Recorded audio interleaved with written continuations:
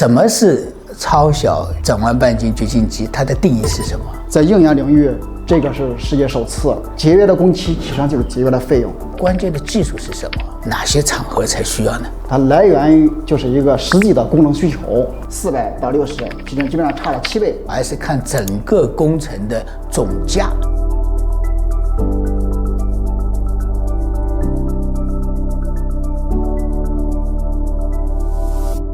大家好，在今天的白云说税节目，我们将向大家介绍超小转弯半径的 TBM 技术。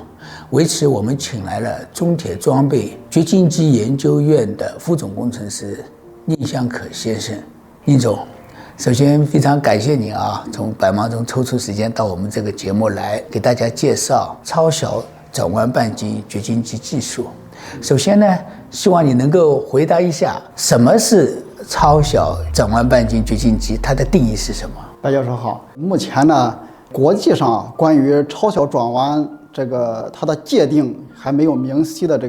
规范或者标准，并且不同的隧道工程呢，它对小转弯的要求也不太一样。城市轨道交通领域为例，我们城乡建设部发布有一个规范，盾构法隧道施工及验收规范。这个标准里边关于小曲线，它有一个词条解释。地铁隧道里边曲线半径小于300米，其他隧道在小于40倍的盾构直径的曲线，它认为是小曲线。结合当前机械法开挖的这样一个技术，我们建议把小于10倍的 TBM 直径的一个曲线段认定为超小转弯半径。在目前的实际工程中，应用案例还是比较少的，并且大部分都是集中在市政还有软土盾构领域。在应用领域，这个是世界首次。所以说呢，超小转弯半径也是就是我们今天说的超小转弯半径 TBM 它的一个特殊之处。对，我感觉到是说，在有些应用场合确实是需要就是我们的隧道具有非常小的曲率半径。但是现在我的一个问题就是说，你是如何实现它的超小转弯半径的？也就是说，它的关键的技术是什么？我们先看2张图。第一张图就是我们现在地铁里边在200多米甚至300米左右第二张图就是我们所要关注的新场景，就是这种回形的螺旋形的这种形式。这种形式的话，曲线半径就非常小。那么我们呢，就是为了达到这样一个需求我就是从5个方面来给大家做一个介绍。一个就是我们从机型的一个融合创新方面，传统的TBM 有2种，就是一种是敞开式，一种是护盾式。这2种形式呢，它都有各自的特点。我们结合刚才这种曲线它的这种形式一个工程的要求，把这2种机型，敞开式的铆喷之后的这种结构，加上护盾式 TBM 这种铰接式这种结构把这2种机型作为一个融合，取长补短，形成这样一个新型的，就是下面我们说的这种新型的一个 TBM 结构。第二点呢，除了机型，我们在一个关键的地方就是整个推进设备的一个推进和调向方面，我们也是从2方面。一个就是我们对推进系统建立数字模型，开展空间的一个位置进行分析。第二个就是采用压力流量这种比例控制，通过控制行程差来实现姿态的一个精准控制。这是第2方面。第3方面呢，除了推进和控制还有配套系统。配套系统我们指的就是后边的皮带机运输系统，建立在小转弯、超小转弯下皮带机的它的分析模型，然后分析承载以及受力然后来通过几项措施，比方说浮动了、缩短、挡边等等这个措施，最终研制了这样一个实验台。第二个，我们并且把实验台还有实际的样机在场内实施待载，包括整个曲线的一个运行实验。第4方面呢，通过轻量化和模块化的技术应用，这方面呢，我们也做了一个很大的创新。我们看2个柱状图第一个柱状图体现了就是设备它的整机长度，原来的就是类似的同等直径下，整机长度是260米，我们就为了实现这样一个超小转弯，整机长度我们把它缩短到37米。就是长度方面缩短了80%。第二方面就是这个重量，整机重量同等直径的这个是大概550吨左右，我们把它给缩减到250吨，缩减了60%。通过这样一个变化了以后啊，带来了2个结合应用的一个变化，就是一个是组装，一个是转场。原来的这种 TBM 就是组装一次需要45天，这现在的 C 型 TBM 它是15天就可以组装完成，原来转场一次需要30天，这个优化了以后可以调整到10天。所以这2方面呀，综合来就是一个是降低了自身的这个长度，第二个是对于转场组装会更灵活，这是第4方面。倪总啊，我在这里插一句哈，因为你要实现这个超小转弯半径，所以你必须把它的灯口掘进机的这个长度啊 ，TBM 的掘进机长度必须缩短啊，要不然你没办法实现那个超小。然后呢，你把它缩短了以后呢，也意味着就是说整机的重量呢也能够减少。然后总机的重量减少以后呢，同时呢也带来了一个好处呢，就是那个转长的这个周期也缩短了，是不是这样的？也就是说采用了这个超小转弯半径的这个 TBM 以后，你反而呢就是说比起常规的传统的 TBM 来说，你的那个施工的周期、准备周期也缩短了。对。然后第5部分呢，其实也是一个很大的一个创新哈，就是原来啊，我们传统的 TBM 就像类似于这个主片一样，这个控制室都是在设备上集成的，跟着设备一起往前运动。我们把这个通过这种无线那个光纤的一个传输啊，把这个控制室和这个设备做了一个分离，这个控制室就可以放在洞口，放在外边来远程控制这台设备。其实也是为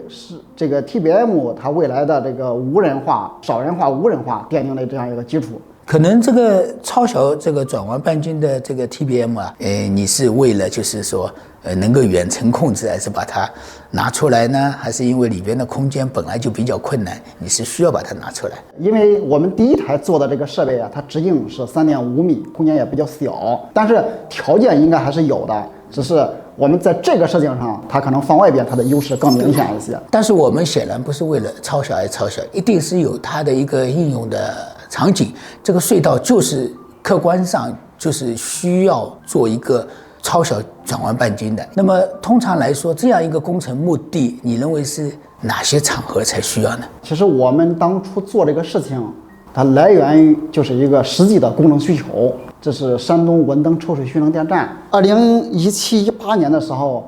有这样一个就是中间这个厂房位置还有廊道与建设的一个需求，他们想用把原来的这种钻爆法改为 TBM 法。他提出这个需求了以后，也召集了国内外的厂家来探讨这个事儿，看可行不可行啊。基本上所有的厂家都把这个事情给否了。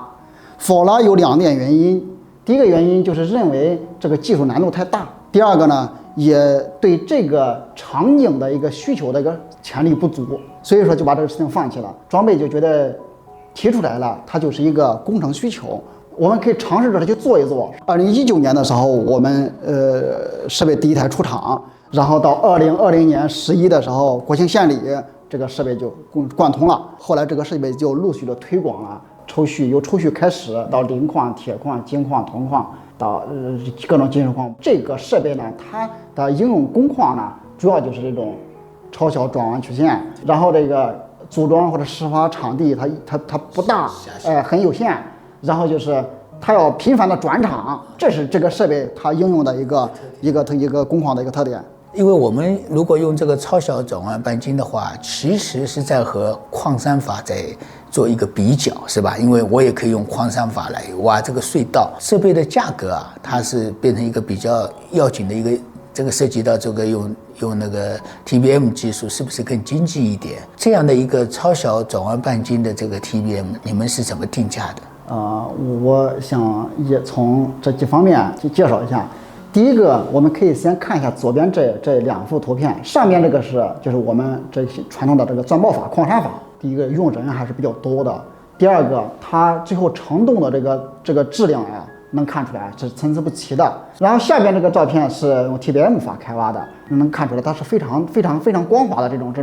量非常好的这个断面哈。我们有几个感官的认识，一个就是这个工程的安全、质量、环保等等方面，从这方面对比，这个掘进去法 TBM 法它是有很大的优势的。我们把从这个跃进尺还有这个开挖费用这2方面，做了一个对比。这种传统的这个矿产法呀，它的跃进尺基本上在60米左右，但是它的开挖费用相对低一些，1盐米大概5000块。然后这个 TBM 法呢，它的跃进尺更高一些，跃进尺大约有400米。实际上这个400米是一个均值，有些项目已经干到了1000米以上，这个还是比较高的。然后这个开挖费用是12000。单纯从这个数据上看哈，我们对比出来有2个结果，就是跃进尺这2者，你看400到60，基本上差了7倍，费用的话大概差了2.4倍。这个综合起来，实际上跃进尺高了，它的工期就节约非常明显，节约的工期其实上就是节约的费用。所以说这个综合成本，这个 TBM 法它还是非常有明显优势的。所以说这也是为什么到目前为止这种 TBM 啊，在刚才我介绍的那个场景里边推广的非常多的这样一个原因。非常赞同你这个算法，因为确实我们做一个工程呢，不是拿着一个设备的价钱来比较，而是看整个工程的总价。TBM 的这个效率高了，速度快了，施工周期短了，这其实管理费就省下来了，是吧？还有一个，它能够更早的完成这个工程。其实我们往往工程都是银行里面借钱的，这个利息也少付了很多。关键的问题超挖也少了。那么这个质量当然是没有办法比的啦。那个钻爆以后坑坑洼洼的，那个你是非常的有规则的挖出来的这样一个孔，所以这个是非常显而易见的。我也能够感觉到，就是如果只要你有这个技术，能够用 TBM。毫无疑问，那个业主是不会考虑矿山法的。非常谢谢宁总啊，你给我们今天非常简要，但是也把主要的这个技术的关键超小转弯半径的 TBM 的一个关键的技术，它的应用场景以及它的那个成本的分析，给我们做了一个非常系统的介绍。好了，今天我们的这个节目呢就到这里。我们在这里再一次感谢宁总给我们做的一个非常详尽的介绍，希望大家今后继续关注我们的白云说税节目，让我们下次再见。